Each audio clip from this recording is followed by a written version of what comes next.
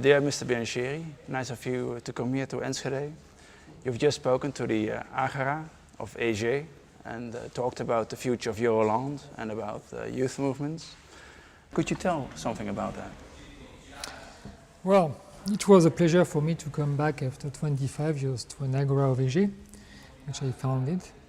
And also with the book I've written 2 years ago about crisis, the world after, and the future of Europe and the world in the coming decade. It was a good occasion because I wrote this book also for this generation. It's like they will be having kind of some ideas about where we were going and how it was possible to have an influence on things. We are not citizens, are not passive spectators of the world and Europe in construction. So it was a very challenging thing to speak to 1,000 students, and also very interesting, as we saw from the question answers and what will happen tomorrow.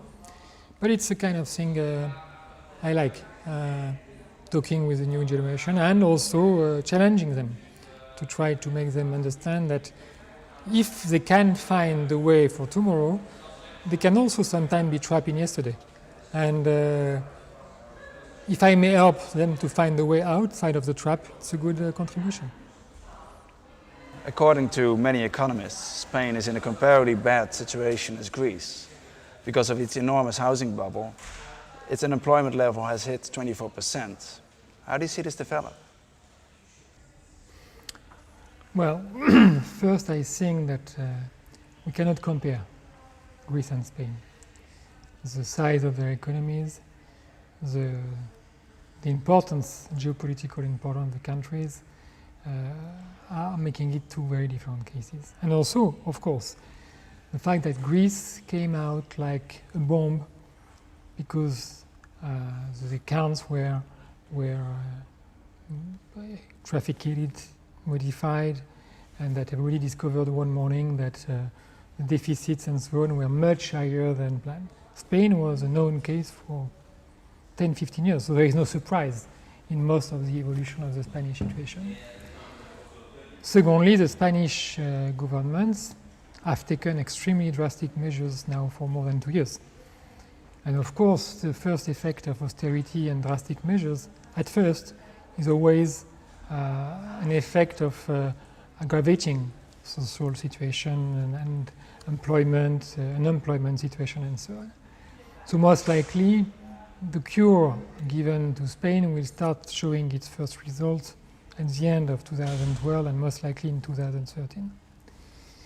Then the banks, yes, of course. Banks have a lot of hidden debts linked to real estate, which are definitely a concern for the future. But if you look at the fact that the US or UK, for taking two examples, have done basically the same thing with the housing market, I think that among the three, the Spanish real estate bomb at least is clearly identified. It will require most certainly bigger bailout somehow, somewhere, with the ECB or other solutions to try to merge and save part of the banking system in Spain. But my feeling is that all that is really manageable, at least for one reason, because it is identified now for a long time. What is difficult in time of crisis is when suddenly something hidden bursts out that nobody has seen, or at least nobody. The markets and the leaders, nobody has seen it.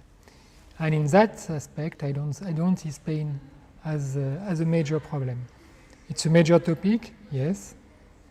My guess is for one good reason, that the US and UK situation being not exactly very nice. Surprise, surprise, there was a need to revive the euro crisis topic in the financial media. The European financial sector is still not brought under control. How do you see this continue? We have now built some firewalls, which most probably are going to be operational. The main thing now are the banking sector, and I still think that this year we're going to see 10% of our banks going under. It doesn't mean they will be bankrupted, but it means they will be saved, rescued by the states and with European support. Most likely this will be obvious from this summer on, when all the indicators will show that we are definitely in recession worldwide and that there is no miracle coming from the sky and rescuing the banks and their bad assets and so on. This is, by the way, something which goes far beyond Europe. It's the whole Western banks which are concerned. It will also, I think, trigger something else. We are going to listen at more and more the idea of nationalizing the banks again. I think that in most of our countries, one way or the other, whether because there will be big participation of the state with strong power in the board, or because they will be just purely and simply nationalized, I think that the days of wild private banking is over. And of course, last but not least, we are going to see this year, almost everywhere, a clear separation between investment bank and retail banking. According to you, Euroland will be organized according to networks, not the old way bureaucracy. Could you tell us more about that? Euroland basically has already worked this way. When you look at the European Central Bank, it's much smaller, though it has now become maybe the biggest European institution. It's much smaller than the Commission and most of the existing European institutions. It is based on a structure of human resources, which is much more flexible. People are not there for life, they are not civil servants forever, they are on a base of 10 years contract and so on and so on. So mobility between the European system and the rest of society. And also when you look at the way the European Stability Fund and monetary mechanism and so on have been, financial mechanism have been set up, it has been discussed very informally between leaders, between the advisors. It was not part of the official process of European Parliament, European Commission, Council discussion. Because of course not all EU members are part of this new Euroland structure, and also because I would say it's part of the evolution of society and technology. One of the reasons why Brussels was obliged to emerge in the 1950s, 60s, because we are still at the time of the steam engine for the trains. I mean, the EU, the European Union, needed to have one central place because the trips and travel were very long. So people had to come to one place and stay and discuss and so on. Now, with the facility, the ability to internet, video conferencing, high-speed train, the capital cities can be much more easily involved in the network with some central points. The central point being one individual, one secretariat of a few dozen people, coordinating, managing, stimulating the network in almost every field on the European level, and doesn't require to build big pyramids and machines at one central point. You were talking about the democratization of Euroland. Could you tell us about how this will develop? For example, will it first come to a major crisis before governments will allow a Euro-wide referendum to take place? Yes, they will, because they don't have a choice. Remember the 2005 European Constitution referendum. It didn't come from nowhere. Of course, it was a top-down process, but if there was a top-down process, it was because top knew that they needed something. And they needed something because they were feeling that after Maastricht Treaty, after the Amsterdam Treaty, people were more and more feeling, and we saw that in the emerging of anti-European feelings in population, people were more and more feeling stranger from the European project and the European institutions, not the European idea, but the European institutions. So they tried to come with something. It was a bad idea, it was a bad project, and especially it was badly managed. So it was no. Then they forced the Lisbon Treaty, which has been a complete useless treaty.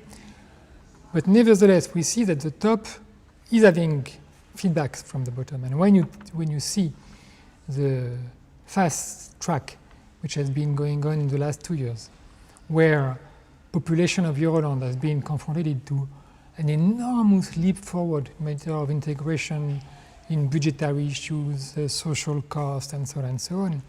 The leaders know very well, especially the new leaders coming right now, they know very well that if in the coming years they cannot propose public opinion a way to reconnect with the European project, the extremes, anti-European from left or right, will become 50% in 3-4 years' time. So they don't have a choice. Meanwhile, the failure of the 2005 European Constitution process is a very good thing. Because one of the things the leaders learned during that process is that never again a succession of national referendum and national ratification, because it was a complete mess. Nobody knew what will be the next step and where it will be yes or no whatsoever. So they will not come to organize Euroland as one single district because of principles, just a very pragmatical fact that this is the only single way to get a yes to the project. And politicians have one bad side or one good side, depending the way you look at it. In the end, when they need to really succeed, they go the way they should. According to you, the UK and Sweden should be kept out of Euroland structures. But what if they do want to join? Say no? Well, UK put itself outside, completely. From what I see from UK politics, besides Scotland, who may be willing to join the Euroland and I think will be welcome, England definitely is not following the way to try to reconnect with the continent. So UK, at least for the next 10 years, is out and will stay out. Sweden is a bit different. Sweden has been smart enough. First, they are obliged by treaty normally to join the euro. They don't have an opt-out. So they know that they don't have much margin. They also know that they are on the continent, and that when the rest of the continent goes for the euro, they don't have much choice. That's why they've been part of all the Euro Pact and so on treaties in the past months. So I think they will try till the last minute to play both sides, being in and out. But I will make, in fact, a difference. I think Sweden will, in the end, join relatively honestly the rest of Euroland. You were talking about the youth movements. You were talking about that they should rest on two pillars to campaign for better European education and for European democratization. How should they do this in practice? In practice, they should use the tools which are now existing. Youth movements are supposed to bring new things. Otherwise, what's the interest to have a youth movement if it's to bring the past? They are now having a wealth of new tools from the internet, from the mobile phone, from many other things, automatic translations and all that kind of thing, which make that a European youth movement has the potential to pioneer, to explore, and therefore to make impacts in a way that we could not even think of 5 years ago. This is their job, to surprise us. So that's in a 2-4 ways, say, they did something in a way that we never imagined it. So, for instance, my advice today, and I will complete that tomorrow, I will mention tomorrow that what I said today was about the strategies, but the means, the how, is definitely their ideas. They are the generation who's born with all that kind of stuff, not mine. So then, in terms of more political aspect, they have to confront, they have to fight, because there is a fight going on. The older generation doesn't want to spend money on education and so on because they want to keep money for the pensions. The EU institutions, whatever they say, and the national governments, they don't want democratization of the EU. They want to keep the system with the bureaucrats, lobbies and so on, and people at bay. In both cases, they will have to fight. As you just said, because of low-cost airlines and new technology, it's much easier to organize a youth movement than it used to be. Still, youth movements are not making a big impact, much less than earlier. Why is this? I would say for two reasons. Organizations like AEGEE, for instance, could not make impact for 15 years because they took the wrong direction. They went for the enlargement. So they diluted themselves. A bit like the EU, by the way. They diluted themselves. So they could not at the same time strengthen their core and be efficient into addressing issues which were crucial for the core of the EU project, which basically is the Euroland countries. So they got diluted. By being diluted, they keep on having a speech and a connection with we are all nice, we are all brothers and sisters, and we obey the institutions. Because this was an agenda from the top, enlargement and so on. So they lost their ability to be credible to whom?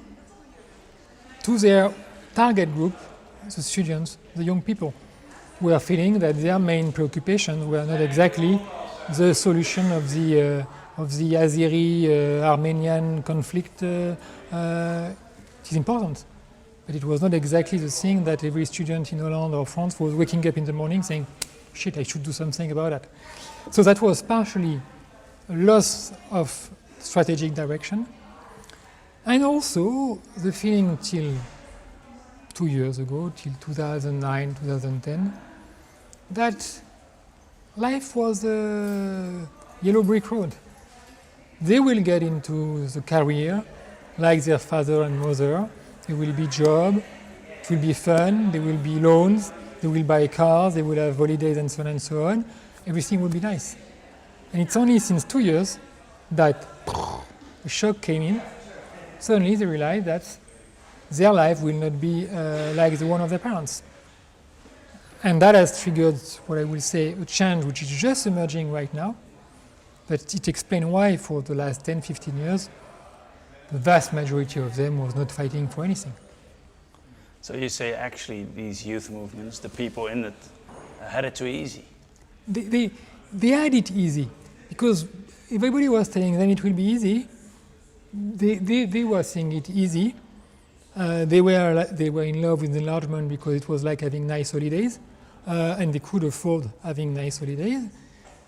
And now they discover a world where enlargement is definitely not talking with the question of their salaries, future jobs, training, and so on. And maybe they don't have enough money anymore to enjoy holidays on the outside of Europe. So, of course, they start to refocus, which I think is a good thing.